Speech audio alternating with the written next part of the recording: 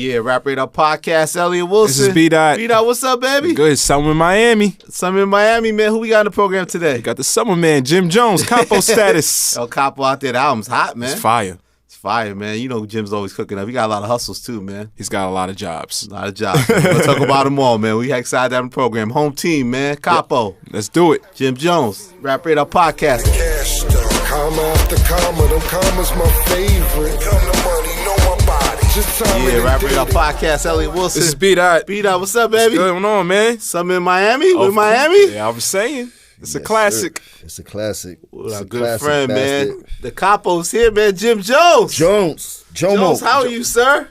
I'm pretty good. I can't complain. Life has been doing good. You look up, man. This guy got it. You know, we heard the album. The Yep. album's amazing, and Capo. like the whole thing. Like it just seemed like this whole year. I don't know how much you planned it, but just like because nowadays the audience evaluates the rollout and everything and the marketing and all. It just seems like with this project, from the top of the year till now, leading up to the release, everything just seems to be set up the right way. Do you agree? Yeah, by God's grace, nothing was premeditated. Just was all organic. The only thing that I knew in my mind that I had to do was put out a lot of content because of how things are moving in today's industry. Like content is king right now. Yeah. So I want to make sure that I gave enough content that'll lead up to the album to make people interested and compelled to want to see what's going on, and it feels like I'm doing pretty good at it. You've been promoting El Capo for a long time. It seems like you've been working on it for a while, right? Yeah, I've been working on it for like the past 2 years, but not working on it. El Capo was a project that I did in the Heatmakerz studio, but not like something that we deliberately did. This was while I was making Wasted Talent, and then if anybody know about my recording, I usually record late at night, probably go home 5, 6 in the morning, but it's like half an hour before we always left, it was like, yo, pull up another beat, let me see, and I would just record one verse to a bunch of records every night, and then Arsonist was like one day, like, yo, bro, we got like 40 songs in there with one verses, you should just start It's all hard. finishing them up, do some hooks, put some second verses, let's put a project out. I'm like, cool, let's do it, and it made sense and shit like that as far as Heatmakerz being the one who coined the Diplomat sound, and for producers and the DJs a lot of times they don't really get a chance to get the kudos that they deserve and show their artistry where it's directly the shine is on them. So I'm more happy for Heatmakerz on this one than I think for myself, because he really put a lot of hard work into it. I know that people are looking to hear the usual Dipset coin sound, but he actually gave us so many directions on this one that people are gonna really like this. I'm hyped. I like how you set the tone on the project with Crystal Occasion. Yes. Who's shooting videos at the Rock Nation brunch? This guy. Whoever never seen a power move like that, man. Me and B.Dot couldn't even get in. You know what I'm saying? Want to keep it 100. He's doing videos. Oh man. I don't know, man. I just, I'm always on to the next thing. So I was just make sure I held one of the tickets for my cameraman, and he walked in. And my dad told him that's press. He got a press pass. But it wasn't like I shot a video there. It was like anything that Rock Nation was already doing. They had a bunch of cameramen there getting the same B-roll footage. It was all B-roll. I took one performance take or two performance take when it was over at the back of one of the lawns. And then I mixed all the B-roll footage with it, and it looked good. And I got a hell of a video, you know what I mean? I got in trouble for it, but, Don't tell nobody. When is a Crystal Occasion? When is that appropriate? A Crystal Occasion is a celebration. I say a Crystal Occasion because in my time, Crystal was the leading champagne that you could buy. It was the most expensive that we know about. All the hustlers that was popping it. Jay-Z made a big thing about you got to have Crystal. You at the top of your game. And it's just a celebration of life. And where I'm from, every day you wake up is a Crystal Occasion because tomorrow ain't promised, especially in them projects. So, that was a dedication to life for me still being here 20-some odd years later in this industry. That's cold, that they told you was a high school job. And shit, I'd have been through college, got my doctorates, everything. So, I passed the bar exam too. What still drives you with that? Because I saw something earlier, you said, like, even playing the records for, like, Puffy, he said, you had elevated as an MC. Like, in a lot of ways, people can say Jim's getting better as an artist. Yeah. Like, why is that so important? Like, why are you so driven still with that, to make music on your own? I got a point to prove to myself, not to anybody else. So when I play my music with people that's as powerful as Puff or Fat Joe or the Meeks or any of them type of people, when they and they recognize the skill set that I'm bringing forth, is me collecting the points I need to prove my point to myself. You know what I mean? I mean, throughout the years, I've done so many things in this industry, but I haven't concentrated on my passion for the music because I always use it as a hustle. I've been hustling so much that I got good at it. You know what I mean? So now it's like I got a passion to show people that I'm really nice. Right. For real, for real. Yeah. You know what I mean? You could put me in the booth or the ring with anybody and they're going to have a real problem. Has that changed? Because we're in Miami right now. You know, obviously you're from Harlem, but like you relocated out here. Has that affected your recording process of how you make music? Miami is a reflection of Harlem. They going through the same things down here. I've been down here so long, and I've been in it so much down here. This feels like I'm home, and you know, it's dual citizenship. You know what I mean? They both reflect each other. When New York becomes overbearing and too much for me, I can't wait to get out of this. Catch a flight down here, come chill out by the pool, get my thoughts together, regroup, and then go back to New York and go hard. But it's fair to say that El Capo captures a certain essence of Harlem, right? And El Capo is the essence of Harlem. Harlem is the natural museum of fly shit. You heard? It's the natural museum of fly shit, for real. I mean, you know, throughout the years, we've done so many things. We've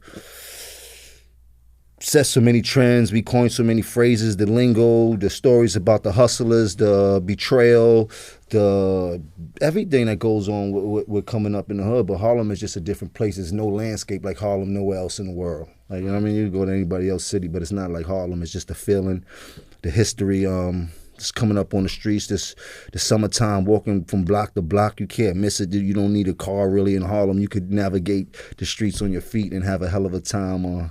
There's just so much to talk about. Gentrification, which is you way hit that different to me with this album a lot. Way different from when we came up. You know what I mean? They got New Harlem and they got Old Harlem right now. But I'm not mad at the gentrification. The only thing that I do tends to bother me is the fact that they're not offering or giving my people the jobs that they should have within the gentrification in our own town that we made so famous from all the hard work and blood, sweat, and tears and the history. Yeah, so, you know, those are one of the things that bother me with gentrification. But nobody wants to be in a dirty place that looks decrepit and all broken down. So getting a facelift is always a good thing. You know what I mean? So how does the album capture that essence, though, of Harlem in your mind? And makes it distinctive from other Jim Jones projects? Every record on this album has a bit of Harlem on it, along with other messages to the youth, to the people that's in the street, because this is my stories from things that I've used to do, not things that I'm directly in. Of course, people know I'm a very aggressive person and I'm always on defense, but at this point in my life, I've been past all that. All the things that the youngsters are going through, I kind of did that probably twice and 3 times and things like that. So I'm able to tell a story and hopefully they can learn from my story or they could just take heed, you know what I mean, even if they still going through it. There's a lot of music going on out there that don't reflect the hustle and the struggle and the pain. And I'm not mad at that because I like to go in the club and get lit as everybody else.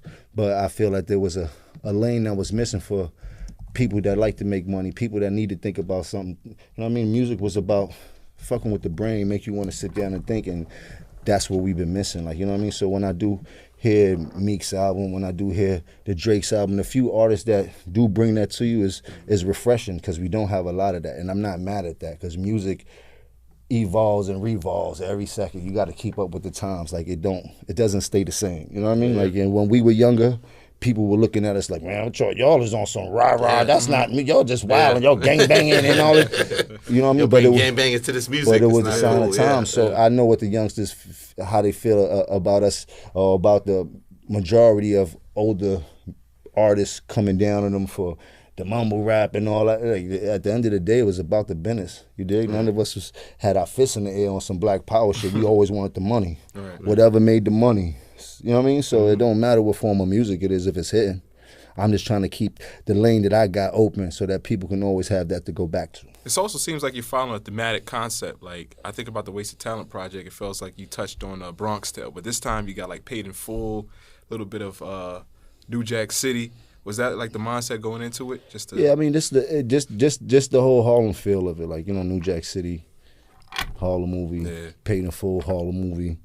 Things they were talking about directly affected Harlem, and we were aware of the history of what was being said in Paid in Full, and that kind of is like what reflects in my music. I mean, Paid in Full was an era right before me, but the next era was the era I was involved in. So our life story is our own Paid in Full when it comes to the Diplomats and me and Cam and Joel's, like we've been running and gunning for a long time, and me and Cam been in these streets since we've been 14 to 15 to 16, really going to clubs and living like we were grown men as teenagers, and that's one of the other things in Harlem. It kind of grows you up way faster than a lot of other places. Yeah.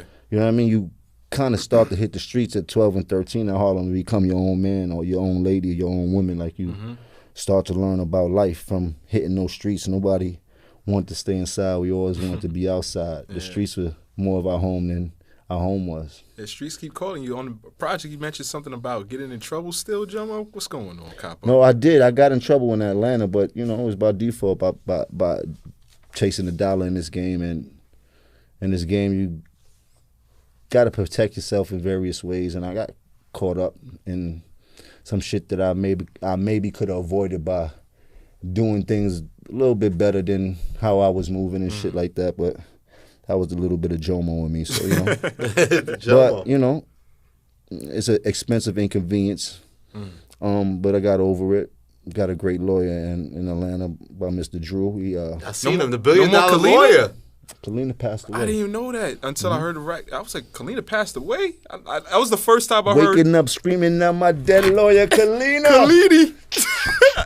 You was like the first time I ever heard a rapper mention the lawyer in the lyric. Shit, they better mention their lawyers. But this new lawyer, though, he's like the hip-hop lawyer, B.Dot. He's like, they call him the billionaire lawyer. Well, Billionaire lawyer? He's based in Atlanta, so, you know, I didn't have the proper representation when I got caught in Georgia and QC. Okay, there we go. P from QC. QC, Chubby Baby, put me on 3 P. Ohio. So P, I got sensitive. myself in a little bit of trouble. I need a counselor. I need counsel ASAP. He was like, man, Finland is that man. Ain't nothing to be said, man. I'm just telling you, ain't nothing to be said. And just tell him I sent you. You said no F's in the report card. What's that mean? No felonies. I pride myself on that. I've been through so much in this streets and in this industry, and I was like, boy, I'm 42 years of age. I can't get an F on my report card now. So, But you mentioned that friend of yours. You say got caught up in Maine doing some illegal activity. How does that affect you? I mean, it's not me. I'm just talking about people that I still know, and you know what I mean, that I hold dear to my heart and shit like that, and they get caught up. I don't do nothing illegal. For years and years and years, God bless, I was able to get out of that. But a lot of my friends are still stuck in that world, and sometimes it hurts to have to blur out certain things that go on, and I try to keep a censor on it because I never want to put nobody out there. But I think it's funny, like, even a record like Penny in the Summer, which I like a lot, it's always the undertone of, like, you know, as real as you thought it was for Dipset, it was even realer. You know what I mean? It seems like you guys never run out of stories of, like, almost like the other path. Like, how would it have went if this music thing didn't pop off? Man, Cam said it right. Me and Jim would have been knocking koofies off, man. Still, B.Dot's favorite. Koofies, straight up, He fucked me up when he bring that shit up. That's my favorite record right now. It's your favorite one? It's my leading record right now on mine the too, album. Jim. That's not mine right now. Wait, let's talk about Don't Jump the Gun, B.Dot. Let me get my more Penny in the Summer. Yeah, I think because the way it was done. Actually, I came to the. Hey, I'm about to come to the studio. He like, all right. I get to the studio. He like, yo, Fred said I need to play you this record because you probably forget. He said he know you forgot that you've done this record because you would have put it on the album. Oh, Fred the Godson. Okay, we got credit, Fred. I'm like, all right, play it. And he played it. I'm like, oh my God. Like, this is the shit I've been looking for. Like, I damn near was praying to God because I felt like I didn't fill up all the lanes I needed for my album to feel comfortable with actually having a complete project. And that was like a few days ago. Then I played the record. I'm playing the record. I played it like 10 times. I'm like, oh my God. And then Cam called my phone. I'm like, you? He like, yo, what's up? What you doing? I'm like, I'm in the studio. He like, shit, I'm about to come over there. Be there in 20 minutes. And if anybody know Cam will tell you 20 minutes for 20 days straight. You heard? Like, yo, for 20 days straight, he'll tell you 20 minutes. I'm like, all right, Flea, we here. He's like, all right, 20 minutes, he pull up.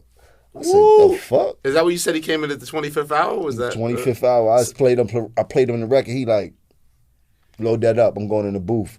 I went to play it again. He said, nah, just load it up. I got it. I'm going in the booth. I said, oh my God, here we go. He went in the booth and nailed it. And I'm like, yeah. So that last verse was the last verse of the album? The last verse of the album. Wow. Yeah, he's talking about Bottle Wars with Big Meech on that, too. That's a true story. Cam was a heavy heavy bottle buyer, Cristal occasion. He used to buy them Cristal bottles like they was nothing, man. Wow. Like we've really I've think back to the times that we've had, and we've done so much, so many outrageous things. We celebrated so much. It's been a hell of a ride. I cannot lie. But it's amazing that like we've also gone through your ups and downs, and it's amazing to see you guys in such a great place now. Yeah, we definitely in a great place. I think as you get older, you realize what's more important to you, and the things that were important to you when you're younger, not the things that really count. And you know, me and Cam have a strong brotherhood for so many years, from teenagers to now. And if you have a brother or any best friends, if y'all don't go through anything, then you're not really brothers or best friends and things like that. And this is what makes relationships stronger. You know what I mean? But it seems like no turning back. Like you guys are locked in again. Yeah, to me, like you know what I mean. I don't see this. I don't see no more setbacks. I see you guys. We did. I think the level of understanding that we have is clear. Was it seamless when you guys reconnected? Yeah, it wasn't nothing to it. Okay. It wasn't like, you did this, nothing I did awkward. this. It was just like, nigga, what's up? But did you share? Did you sharing a lot of it when it was in the down period? Did that affect it either way? Of you being so public about it? I think, of course, it affected it because it gave everybody opinion on who was a piece of shit more. You know what I mean? Yeah. It wasn't like we were both. Any of us were angels. We were both was a piece of shit to each other. Who's your favorite piece of shit? Yeah, who's your favorite piece of shit? You know what I mean? And, you know, of course, you want to make a statement to say, no, I'm the favorite piece of shit, and it's just, you know. But it was needed. I guess it all bring it back to full circle. But Jim, I'm dying to know. And people told me it was gonna happen. Whispering in my ear, it's gonna happen. I'm like, okay, I heard it's gonna happen, but I gotta see it. It ain't real till it happens. How do we get Cameron and Jay-Z on the same stage? Man, I was a 16-year-old girl at that concert. How, Jim? We understand. I ain't got no tea. Walk us through it, Jim. How does it happen? Why you asking me how? Because you were there. You performed. I really mean it. This is crazy. Why you had a bottle in your hand. Well, how do you feel about it? You said it's a proud moment for you as a man and as a fan to see that. Oh yeah, it was definitely a moment. I got a call saying that Jay about to do the special B-side concert. I'm like, cool. I get some tickets. What's up? You know what I mean? Like, I thought that was the call. Like, you pull it up and like, yo, he wanna perform. Welcome to New York City. Which is one of your favorite records and sessions, right? You always said that too, it's right? A historic hip hop session. So they asked me that. Now I'm like, all right, let me just, in my mind, I'm like, come on, don't do this to me. Like, why y'all putting me under this one? Like, and I'm like, I'm just listening. And in my mind's like, fuck it, man. Just ask him the question. Is either he gonna say yeah, he gonna say no. But in my mind, I'm like, if you know Cam, this could cause some shit, or might not even sweat it. Might just say some slick shit and just leave it alone and all that shit. So I'm like, yo, Flea, he like, yo. I said, same day, right? Right after I got the call, I called him. I said, yo, Jay is doing like this B-side concert, right? He like, yeah. I'm like, he trying to perform Welcome to New York City, and they wanted to know if maybe you might just want to perform something. Like, I'm just, trying to do what I do. He like, yeah, run it. Let's do it. I'm like,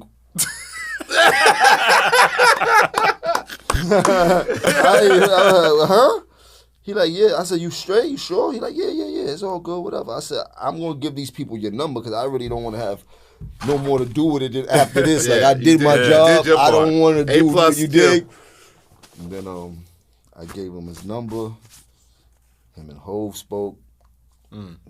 Okay, this shit is really going on. Oh, so they had conversations to help before the moment. Yeah, this was about a week before, 2 weeks before it all happened. Yeah. So it was definitely was a conversation. That's not like a They had to have some type of conversation. Like that's not like it's a surprise, but we gotta say 2 words to each other to make sure like this is really, you know what I mean? Like it was one of the most awkward situations that I've probably ever been with in my life. Like just from. Yeah, and the way how easy it was for it to happen was even more awkward. I'm like, this shit, life is crazy sometimes. You just never know, man. That's why they say, man, you can't, if you don't shoot the shot, what you playing for? So once he had those convos, you felt good that okay, it is gonna happen. Once Cam said, yeah, I knew it was gonna happen. Yeah. But at that point, I was like, all right, I'm out of this process. I'm gonna give. You dig? Do you feel like this could have happened years ago though? Timing is everything. You know what I mean? Like a lot that went on. I ended up being over there. That breaks a little bit of the monotony up. You know what I mean? You dig? And Cam is a very smart person and shit like that. And the respect we have for each other and our business, and each other's businesses. You know what I mean? So it's and time, man. You know what I mean? Cam is a grown man. He's a smart businessman. He's keen. He's always been smart. I mean, so.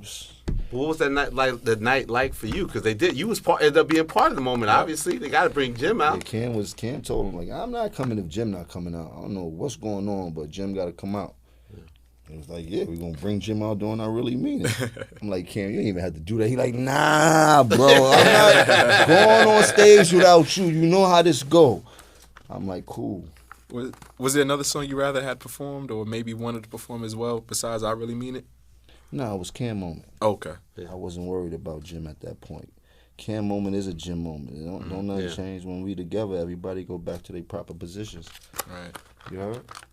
So did it go? Last question. You thought it went as great as it could? Beautiful, way more better than like it was. It was a beautiful night. It was the night before my lady's birthday. Oh wow, Ooh, yeah. Everybody was already in party mode. Everybody you had the was all capo dressed up. in the tux. You had the capo in the tux. It was one of them nights you couldn't ask for it. You know what I mean? Like nobody could have did anything more perfect than the way it went down.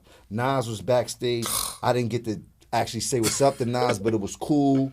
We was all in the same room. You know what I mean? It was like, you dig? I was like, all right, this is a very fly moment. Like, if you know me, besides everything that went on with the whole Nas shit, you know, Nas has always been one of my favorite rappers. Yeah. And my favorite fashion icons when I was coming up and shit like that. He was a very fly nigga when he was making music, when we was getting busy to him and shit like that. You know what I mean? But so to see him back there and see all his peoples back there and shit like, you know what I mean? Like, it's funny because, you know, I'm from an era where you know everybody about it. You know everything about a person. You know who his goons is. So then you see Jungle and all that shit. I started going back like I'm 17, 18. Like, oh shit, you go Jungle. Yeah, like, but you know I got to keep my screw face on and shit like that. So you know it was all good though. Yeah. I had a nice night. It was definitely a nice night. I didn't see Zeke there. Zeke didn't make it up. You know, Okay. Zeke is in North Carolina. He got a few stores, and it was kind of so last minute. Zeke just had a brand new baby, so Right. But you make sure we don't forget Jules either. Jules, I see a lot of right. times in your IG, like Yeah, you we make not it clear gonna- that he's not here right now, but we still he's feel, here, brother. Yeah, of course, man. That's the baby bro. You know what I mean? I gotta always represent for him. I can't wait for him to get back, man. He had a lot of incredible music too before he went in. So hopefully they start putting that music out strategically before he come back out and he could get back in the loop of things. But he got records with everybody every person that's popping right now you could think of, he got a record with. The Migos to the Tory Lanez to the Meeks to anybody you could think of. Santana. Yeah. He got some fucking fire. That's my boy right there. You know what I mean? Like, him and Cam and Zeke really got a brotherhood like no other. All right. We've been through the most.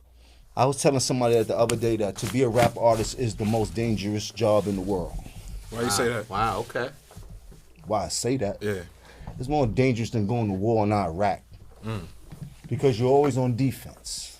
You don't know who's who. People can get right up on you and try to do something to you. You're always getting into beef. How many times we heard rappers, tour buses get shot up this week? You have a record speaking on that with Capo, talking about the good die young. Yes. I mean, it's just the whole persona of being a rapper and shit is fucked. You know what I mean? You 9 times out of 10, these kids that are rappers, I wouldn't say they were good kids and angels, but they did half the shit they rapped about when they got a rap deal. They wait till they get a rap deal to get their first record. And I'm talking about record on the radio. I'm talking about record with the law. You know what I mean? They wait till they get a rap deal to start packing all these guns and carrying all these guns. They wait till they get a rap deal to start using these excessive drugs. And these kids are what, 18, 19, 20? So you're not going to sit here and tell me, oh, you've been doing this. When? When you been doing this? You just was in high school. You dig? So don't hit me with the Pablo stories.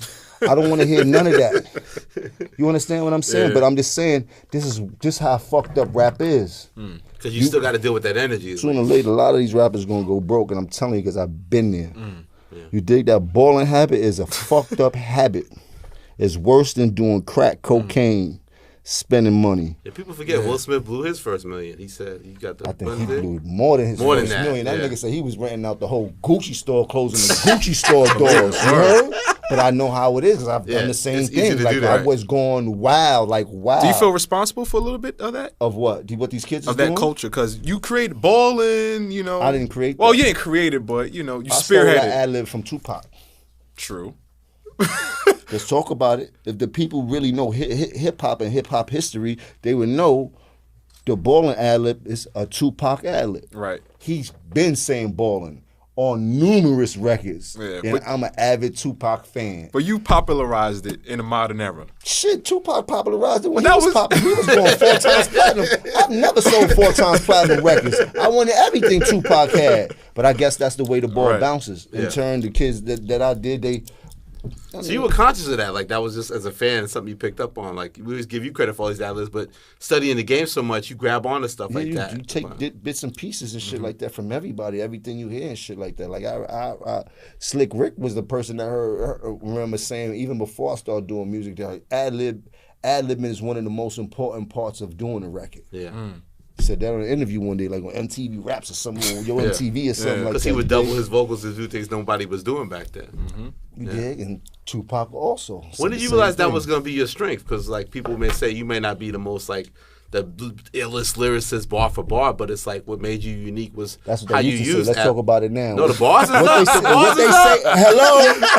What they saying now? Talk to me. But I can't hear. But we still get the ad-libs though. I love the ad-libs. You gotta still get spooky. the ad-libs. Spooky. It's still spooky out here, Jim. Ad-libs is a money maker. Like I turned that into art where I'm actually like doing 2 verses at one time because that ad-lib is part of the record. Yeah.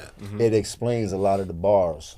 Yeah, and that's kind of what Slick Rick did. To my point, I'm trying to say like he felt like he had to layer a verse a certain way.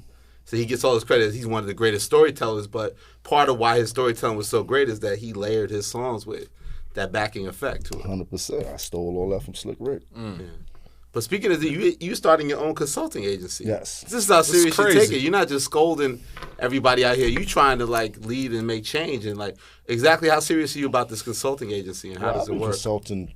Remember, Def Jam paid me $10,000 a month in 2001. When we signed? 2001? To Rockefeller? Because when Cam... 2001? 2001, 2002. Yeah. Right. Come Home with me. Come Home with me, 2002. Yeah, so it was 2001 we got signed because I did the marketing for us before the album came out.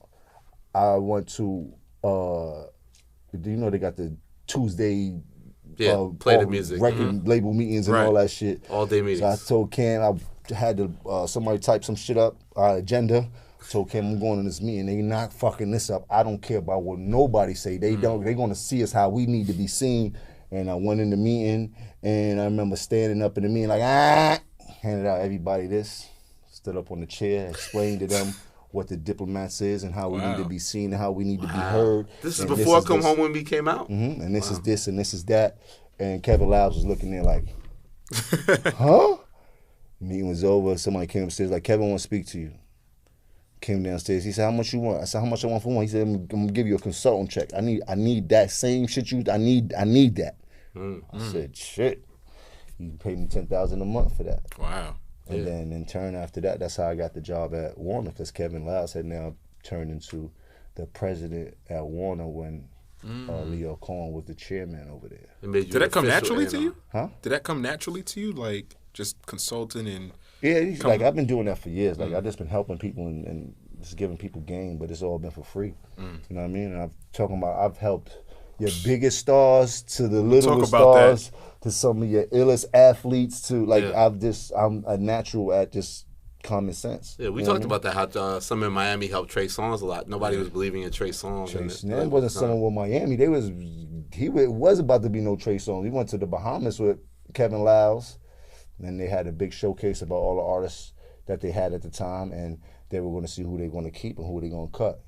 And Trey Songz was on the chopping block, and I was like, whoa, y'all cannot chop him. That little nigga is nice. He's handsome, he got braids, and he sings. Yeah. They're like, all right, we ain't gonna chop him. Then after that, I said, let me get that little kid for the some old Miami joint. It was like, cool. It's my favorite Jim Jones record right there. One of my favorite all times too. Also, I think about when you talk about scouting talent, Game, right? You introduced Game to the world the first time because Come Home With Me, On My Way to Church will turn 15 in August. And I believe the first time Game's major appearance was on Certified Gangsters. Yes, it was. I got in trouble for that too. 50 didn't like that, But yeah. no, He was assigned to G-Unit. G-Unit. It wasn't 50, it was Dr. Dre. Oh, yeah, Interscope. Yeah, well, Game, when I first heard about Game, they told me he was Eazy-E's son. That was the rumor. We from the East Coast. Yeah. There's blood on the West Coast. His name's Game. Because he had the tattoo, Eazy-E on it and all that. Like, yo, Eazy-E's Tony Bustin'. I'm like, find him. Find him. Find the blood. He blood, find the blood. He was blooded out at the time, Jim. Just got on the phone, bring him to New York, take him to the studio. Jewels was there. Everybody was there. Picked him up from the airport. Him and For a Bank. God bless. Rest in peace, For a Bank. And we just went ham. So he had already had his deal. But they didn't know they wasn't sure what to do with him at Interscope, and that's why they signed him to G-Unit to give him some validation and some, you know what I mean? I remember that whole shit. I remember I was in the W, that whole shit, and he was telling me, yo, they about to sign me to G-Unit. You did, but as soon as they sign me and I get platinum and all that, I'm doing what 50 did to Jai and all this type of shit. I'm like, you sure you want to do that? He's like, fuck that, blood. I'm like, this nigga is crazy. This is crazy. And now I'm looking back, it's just a part of history to be like, I heard him say it before he even initiated the wild shit. I remember when he took the watch from Jacob, like, I just left out of Jacob's shit with the watch. They told me to hold it. I ain't going back with this one. I'm going to the West Coast jail.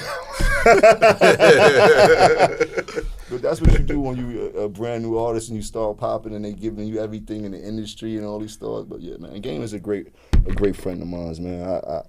Our sons are like the same age. Started our solo career around the same time.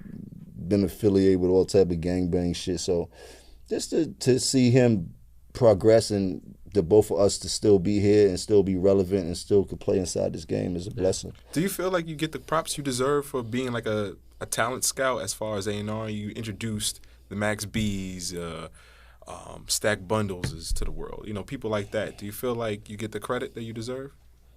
Shit, niggas looking for credit. I'm looking for money. So it's not really important to you then? Credit? What's credit? What's it going to do? It's going to give me a check? Could be. When? A consultant check. I'm doing that already. You dig? But I mean, I've learned not to look for credit a long time ago because a lot of times the things that I do is not for credit. It's because I really feel the person's artistry or I really feel him like a brother and I'm willing to take a chance on his music. Like, let's just go. A lot of artists that I met don't be really artists. They just happen to be talented and they don't even know it. You know what I mean?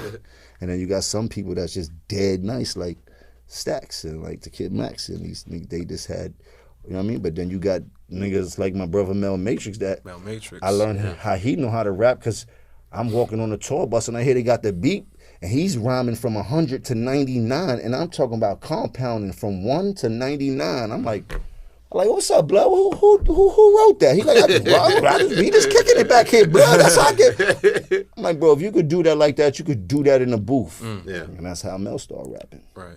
But is that the need of the thing? Because you said with the consulting, you say artist development's a lost art, you know, in this industry. Yeah. Is that part of it? Like that, like you can see that a lot of times people may not even know what they have, these gifts that they have. 100%. But a lot of what I mean by artist development is, I ain't trying to change nobody, and everybody has their own personality. But there's a way that you need to approach certain things as an artist. The way you need to articulate yourself. You don't want to get on these cameras and be looking like an idiot. You know what I mean? So where you gotta speak for yourself is the way you gotta sit. Like these kids get on these cameras and they have no idea what's going on in the world, period. You dig? They just stuck in their own zone of that high cloud, of that scissor and pills and all that type of shit. And even just period, like you need to be a complete artist. When you step in these places and shit like that, these people need to take something from you. You know what I mean? And when we did deals, you had to go to artist development. They're like, yo, when your album was coming up, yo, you need to come to the office and go through some artist development, and they sit down there with a bunch of papers and teach you how to do interviews when you go to radio. Don't be saying, no, I'm saying every 2 minutes, you know what I'm saying? Like you know what I mean? Like it's certain things that we all could use to help better who we are and shit like that. You dig? So that's what I mean by artist development. Is nobody there teaching the artists how to I feel like you developed a lot of artists, especially under the Bird Gang imprint. Like, what's the status of that right now? It's always Bird Gang. That was a little bit more sketchy than anything. Okay. It's a lot of gang banging. You don't say. It's a lot of gang banging that, but nah, Bird Gang is forever, man. BG don't die. The wings on that gonna fly forever. But it was just switching things up a little bit.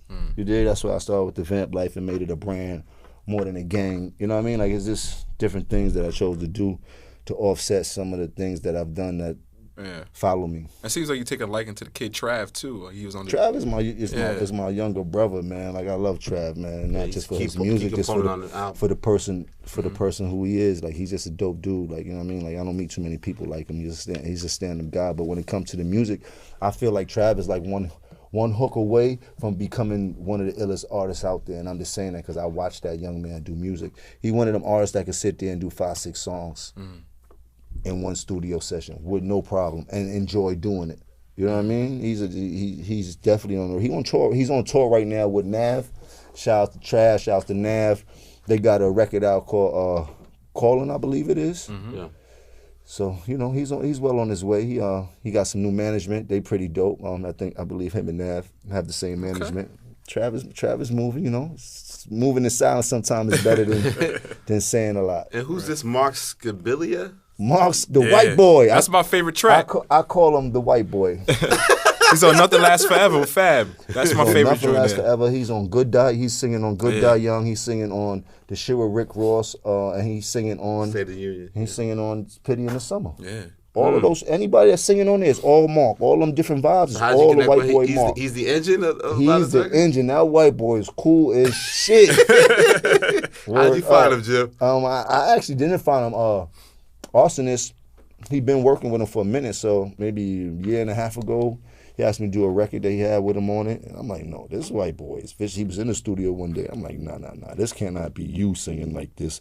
I'm thinking everything that he was playing me was a sample. Yeah. Like, you dig? Like, that's what dig? Like, the Nothing Lasts Forever sounded like, because I know it's like a Lionel Richie sample all night long. But he really milked into that shit. Like, you're not mad at him doing that to Lionel beat. Like, you dig? And that's why I was like, because I heard the beat, I'm like, it just got to, I don't know what's going to go on. But he did the hook. I'm like, boy, how you do some shit on Lionel shit and nigga can't be mad at that shit? Like, damn. And I sent it to Fab. Fab was like, oh, nah, this is a vibe.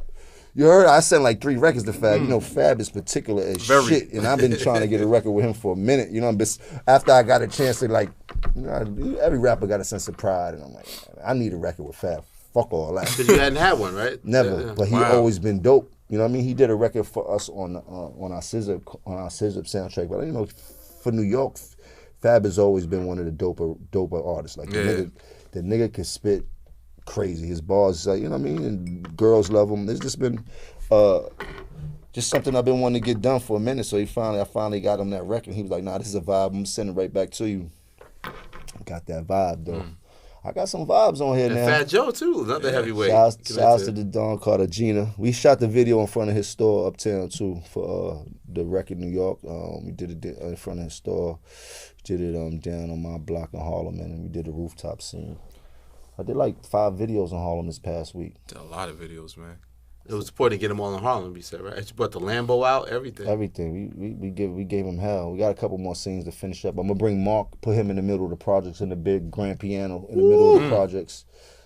You heard? Let him sing that Good Die Young. Get the Nipsey Hussle shit all over the piano and shit like that. Fuck him up real good. But to go back to production real quick, so people that don't know for the record, Arsonist is one person. Heatmakerz. Yeah, Heatmakerz is plural, but Arsonist is one person. One motherfucker. One man. Your man be fresh. Your one guy made all this. One man bandstand, man. I'm so proud of him, man. I'm so proud of him, man. I could. His energy has changed. Like, I've been around R for so long, and these past 3 to 4 years, we've been locked in the same studio. His studio, he's been letting me rent out, and I've got a chance to really get close to him. And creating this project has taking his energy through the roof, and you know me, I love it. I love to see other people happy. That's what makes me happy. Because in some sense, I feel like if you're a hardcore Dipset fan, Heatmakerz get their credit, but if you're not, you might not get that credit. Can you talk a little about that whole transition? Because, you know, you also equate you with that Rockefeller sound in the beginning of a Just Blaze or a Young Kanye helping you out. And then next thing you know, we're in the Heatmakerz phase. What was that transition like, and why was it important to make that change? Everybody needs their own. You know what I mean? Like you said, Just Blaze, that was more the Rockefeller, Jay-Z, producer. Like, you know what I mean? We needed our own. Heatmakerz was our own. Like, he understood what we were going through. He understood what we needed. Like, it just everything was organic. We never not once searched for anything. You know what I mean? Like, he had a CD. Like, yo, I got some beats on the CD. Played that shit, called him back. Like, yo, we trying to use such, like, you know what I mean? Like, it never was like, it just happened like that, and we just got closer. So how do you describe that sound, and what makes it unique? The sound is some church soulful sound while you walking by the drug dealers in your neighborhood. It's like damn near theme music, but you can feel the pain in it. It's very gospel-y, very soulful. I can't explain it more than being soulful because he don't stretch too far from that. That's why the music that I do with him, you could hear, I always reflect on the past, and you could hear a lot of the pain, and you know what I mean? So that's what this whole project was about. Like, he made me go back in time so much with every beat he bring up. Is like, that's why I started trying to add a little bit of the young generation, like Dave E. So just to give it that little twist and little difference of audience and shit like that. You know, I don't want to bring. I feel like that's when you're at your best, in my opinion. Like the Jim Jones sound, particularly, is like when you have those soulful soundscapes, like when you have Pete Rock, or I think about the Kitchen. Man, Pete. So you and Pete Rock need to lock in. I'm about to say, Pete Rock is one of my favorite producers of all time. Not to mention him and CL Smooth is like one of my favorite rap groups of all time. Like, man, please, man, I don't want to talk about Pete Rock or CL Smooth, but that's a whole nother. CL Smooth don't get his props. He don't. CL Smooth don't get his fucking props. That was a smooth nigga, bro. Yes. Yeah. You heard Facts. First dude with the beard. Let's give him his beard props. Like, niggas wasn't rocking the beard back in the day. Very mild mannered. His bars was off the hook. Like, you know what I mean? Tony Randall left this shit. Nah, he was Oh, swag. man. He was like that swag right before like Jay-Z kind of. Yeah, like he was really a cool, like, the nigga, like you That's a did, like fact. it wasn't too much rah-rah on, and he had a little grown man approach, but the Fact. nigga was super cool. Like, nah, CL Smooth had it and shit. But Pete Rock, one of the doper. Yeah. That track producers. I did, We Roll, was you and Max a while ago. That was crazy. that was hard. So this is a project. Heatmakerz, Jim Jones presents El Capo. It's a joint effort. This is a project. We're a group, me and Heatmakerz. My album is called The Autobiography of Jim Jones. Oh. Which I'm dropping in the fourth quarter. Rock Nation. No pushbacks. Nah, nigga, it's coming out before the new year. The Autobiography of Jim Jones. I just need to get that out there. You heard? Heatmakerz on May 31st to bust your head open for the summertime. But we're going to get real critical with this Autobiography of Jim Jones. It's a movie that I'm shooting, and I'm scoring the soundtrack as an album. I ain't going to say no more. Got any words you want to talk about? Is that some of the stuff I heard when you first joined Rock Nation? Because you played me some stuff to see. I played a lot personal. of it's. I don't know if most likely it'd be all new music. There's so much personal shit that I have to talk about, but it's gonna be way more premeditated than ever. Like some of the things that people been wanting to know, the real stories about or the real truths about. I'm gonna really get into a lot of things that people might say that was a little bit much. You know what I mean? But this is my life that I've been in this game and shit like that I've been living like, and we've been treating this industry like we were in the streets. You know what I mean? But the song's gonna be having that same soul samples. It's gonna have a bit of everything. Okay. So this is So I'm saying, do you want Pete Rock? Is that was the segue? That you love to get 100%. Pete on that we album? gotta get Pete on 100%. We need Pete on So that what I'm doing Autobiography is of I'm Jim getting Jones. every producer in my life that I always wanted to do a record with, besides Heatmakerz. Heatmakerz is Home team. that's right. you dig. But every producer in my career I've been dying to do music with, I'm going for on this album. There's a record the kitchen, Addicted to the Game. That Ooh, was that's my favorite on the You like kitchen. that joint That's too? my favorite one. That's my favorite one. That shit make you shit- want to smoke something. Yo, that shit right there. That's what I mean, Jim. That's what I need. Melly said he still feel the pain Pain in his every gun- time it in the gun rains. wounds when the time it rains. Rains. Yeah. Oh man. Yeah, but that's what Autobiography of Jim Jones is more or less about. It's going to give you some direct energy on certain things. You know what I mean? So is that the, because with the management of Rock Nation, is that like going to be the monster Rock Nation super duper support behind, or everything still feels the same? Shout out to Rock Nation. That's Rock Nation, man. You dig? So Yeah. What's that transition been like to be part of the Rock Nation family? it's a great transition. It's a bunch of great people over there. Very helpful. You know, OG is like one of such a good friend of mine, and it's always good to have someone older than you you could use that. You know what I mean? I didn't have too much of that growing up and shit like that, so I take that relationship that me and Juan got to the most high. But shouts to Jay, shouts to Tata, shouts to Emery, shouts to all the staff over there. Shouts to Yayo, shouts to Christy who actually handles my stuff. Shouts to Jazz, shouts to Title. Everybody over there has been helpful, man. I can't lie. And anything that I need done, they definitely go after it. So with the Autobiography of Jim Jones, I'm trying to figure out exactly what I'm going to, because you know, as I'm still an independent artist. Shouts to Empire, shouts to good folks at Empire, who's been. That's the God right there, man. I appreciate you, Gazi, man. He's helped pick me up at a time when, you know, a lot of the people in the music industry went left for me, and he kind of helped me fill that void that I needed, and I can't. There's no way that I could repay him. You know what I mean? Like for But you what made it he's cool to done. be indie though. When during the boom time of Koch. Nothing wrong with being indie. I'm just saying at the time that I needed a little pickup, he was there. Okay. Because the industry got a little bit scared or however that went and shit like that. So with this next album, I want to make it the best album I probably could make and shit like that. I don't have too much time to do that, so I got to be smart and every move got to be premeditated, but I'm ready for it. But right now, this Heatmakerz, I need y'all to really get a load of that. I need you to press play and just ride. If you ain't got no smoke, do something. It's better to listen to it in the car than anything else, because once you listen to it in the car, you'll fully understand what you got. Then you can pick your favorites from there and shit like that. But it's definitely about 4 songs for everybody to listen to on there if you don't love the whole thing. I promise you. If you say that you don't like nothing on that shit, you's a hater. There was one song I saw with you and Cameron, Mama, I Made It, and I thought about it. I was like, what moment in your career do you feel like you've made it? I don't think I've made it yet. Ah, come on, Jim.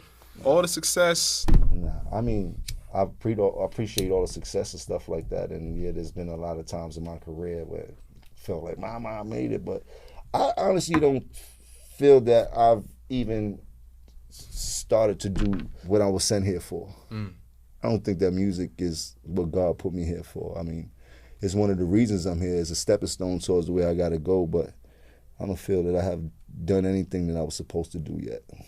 I want to know what's going on in all these businesses, man.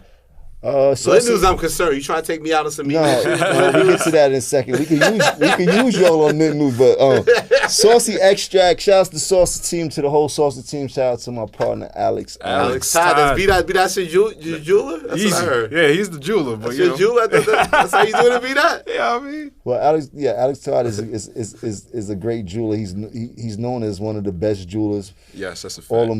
All them big watches you see Hove with it, all that type of shit. 9 times out of 10, he probably got something to do with that. Me and Jay-Z have the same jeweler. Fire. Yeah, that's a good speaking point. You know me and Hove got the same jeweler, right? But when I got to Rock Nation, these were one of the first things that I was able to put me involved with. Me and Alex been turning into becoming great friends.